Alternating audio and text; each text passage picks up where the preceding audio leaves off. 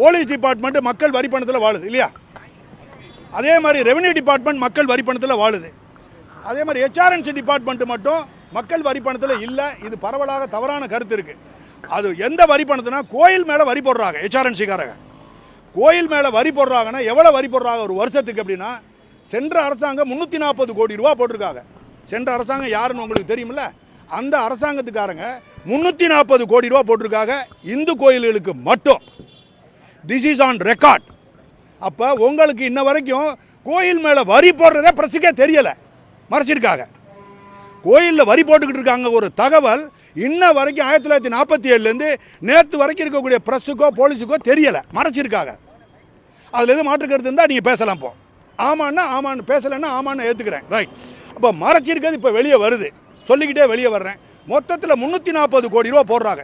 எப்படி வரி போடுறாங்கன்னா, வியாபாரி மாதிரி கோயில்கள் என்ன செய்கிறாங்க, பிஸ்னஸ் கார்பரேட் செக்டார் மாதிரி அவங்க பிரிச்சிடுறாங்க. எப்படி பிரிக்கிறாங்கன்னா, 5000 ரூபா வருமானம் வரக்கூடிய கோயில் வருஷத்துக்கு, அதுலேருந்து 20,000 ரூபாய்க்கு 4% வட்டி, 20,000 ரூபா வருமானம் அதுலேருந்து 60,000 வர்றதுக்கு 5% வட்டி, 60,000லேருந்து 2 லட்சம் வர்றதுக்கு 6% வட்டி, 2 லட்சம் வருமானம் வருமானத்தில் 5 லட்சம் வர்றதுக்கு 7% வட்டி போடுறாங்க. இதெல்லாம் போக 5 லட்சத்துக்கு மேலே வருமானம் வரக்கூடிய கோயில்களுக்கு 12 விழுக்காடு வட்டி போடுறாங்க. இப்படி வட்டி கோயில்களுக்கு போடுறது தமிழ்நாட்டில் இருக்கக்கூடிய எந்த இந்துக்களுக்கும் தெரியவே இல்லை, தெரியறதே கிடையாது. இந்து நிறுவனங்களுக்கு தெரியலை, ஆதீனங்களுக்கு தெரியும், ஆதீனங்கள் பேச மாட்டேங்கிறாங்க. ஆதீனங்களுக்கு முதுகு விலகம் தெரியவே இல்லை. 11 ஆதீனங்களை இந்த வருஷத்தில் இந்த இருக்கக்கூடிய கவர்மெண்ட்டு காலி பண்ணிடுச்சு. 11 ஆதீனங்களை இப்போ இருக்கிற கவர்மெண்ட்டு காலி பண்ணிடுச்சு. இது போக பழைய ஆதீனங்கள் தான் இருக்காங்க, அவங்களுக்கு இது தெரியலை. மொத்தத்தில் பார்த்தீங்கன்னா 12% இப்படிலாம் போட்டு மொத்த வருஷத்துக்கு வரக்கூடிய வருமானம் பழைய கவர்மெண்ட்டு 340 கோடி, அதே கவர்மெண்ட் அடுத்த வருஷம் 370 கோடி போடுறாங்க வட்டி. அதுக்கடுத்து இந்த கவர்மெண்ட் வந்துடுது 2020-21, 20ல் 420 கோடி ரூபா போடுறாங்க. 21ல் இந்த கவர்மெண்ட் 427 கோடியும் இன்னொரு கொஞ்சம் லட்சத்தையும் போட்டுக்கிறாங்க. அது 89 லட்சம். நல்லா கவனிங்க, 429 லட்சம் கோடி, கோடி கமான் கோடி 87 லட்சத்தை வரி போடுறாங்க கோயில் மேலே. எந்த கோயில்னா இந்துக்கள் கோயில் மேலே. சத்தியம் சத்தியம் சத்தியம்.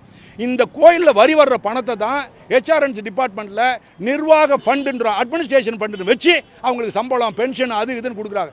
கோயிலில் வேலை பார்க்குறவங்களுக்கு சம்பளத்தையும் கொடுத்து நாங்கள் பென்ஷனையும் கொடுக்க வேண்டியா இருக்குது. நம்ம 56 கோடி மக்கள் இந்துக்கள் இருக்காங்க. 7 கோடிக்கு மேலே ஓட்டு போடாதவங்களாம் சேர்த்த எக்கச்சக்கமாக போடும்.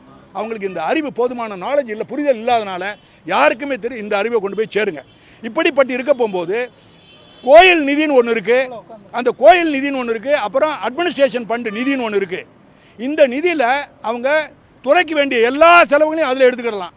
ஆனால் சப்போஸ் இந்த காவல் நிலையத்தில் ஒரு ஆய்வாளர் இருக்கார், அவருக்கு பசி எடுத்துருச்சு, அவருக்கு ஏற்கனவே உங்களுடைய வரி பணத்தில் சம்பளம் கொடுக்குறோம், டீ எல்லாம் கொடுக்குறோம், வண்டி கொடுக்குறோம், கார் கொடுக்குறோம், காரோட ஃபியூல் 80 லிட்டர் கொடுக்குறோம் மாதத்துக்கு, மேற்கொண்டு லிட்டர் வேணும்னா அவர் எழுதி டிசிட்டை வாங்கிடுவார், டிசியோ ஜேசிட்டே வாங்கிடுவார்.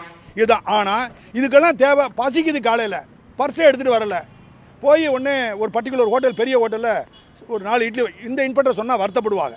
இது கோயிலில் இந்த போலீஸ் ஸ்டேஷனை மறந்துருக்கேன், எக்ஸ் போலீஸ் ஸ்டேஷனில் இந்த இன்ஸ்பெக்டர் சொல்கிறாரு, போய் ஒன்றே வாங்கிட்டு வராங்க 4 இட்லி வாங்கிட்டு வர, அது 250 ரூபா.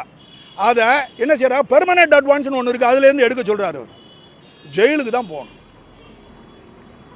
நீங்கள் என்னென்ன சார் இட்லி வாங்கினதுக்கு ஜெயிலா சார் பார்க்குறது வேற. கமான், இட்லி வாங்கலாம், 4 இட்லி 40 இட்லி கூட நீ சாப்பிடு.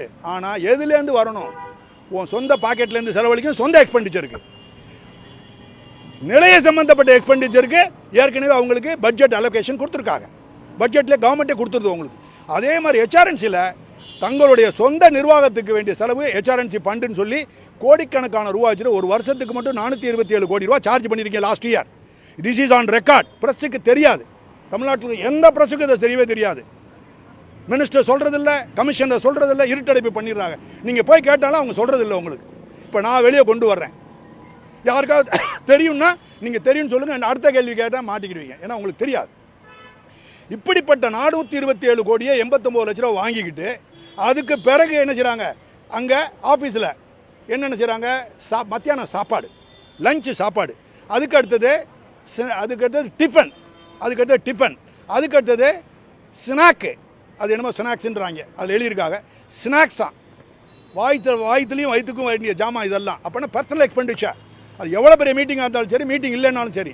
அதுக்கு அடுத்தது வாட்டர் பாட்டில் 2ஆக பிரிக்கிறாங்க. வாட்டர் பாட்டில் கீழே இருக்கக்கூடிய பணியாளர்களுக்கு வாட்டர் கேன், உயரதிகாரிகளுக்கு வாட்டர் பாட்டில். நல்ல வாட்டர் பாட்டில் கொடுங்க, பிஸ்லரி குடிங்க, உன் சம்பளத்தில் குடி. கோயிலேருந்து திருடாத, கோயிலேருந்து கையாடல் பண்ணாத, அநியாயம் பண்ணாத. ஏற்கனவே கோயில் சீரழியுது. பெரிய பெரிய கோயில்கள்லாம் உள்ளே போனால், கோயில் அவ்வளோ பெரிய கோயிலாக இருக்குது, 18 ஏக்கரா இருக்குது, 8 ஏக்கரா கோயில் இருக்குது. உள்ளே போனால் வஸ்திரம் கிடையாது, லிங்கத்தில் நஞ்ச வச்சத்தை போட்டு வச்சுருக்காங்க. அர்ச்சகரை பார்த்தா அவர் கட்டியிருக்க ஆடை நஞ்சு போய் உள்ளே இருக்கிற ஒரு கோமணம் தெரியுது.